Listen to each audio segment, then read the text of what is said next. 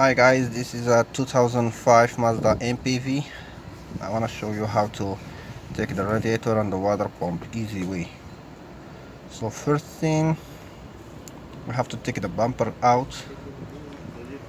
So it has a 3 clips on the side and 1 bolt on the bottom side. After that, we have to take the power steering cooler. It has the 2 bolts underneath. And then we have to take the hood latch.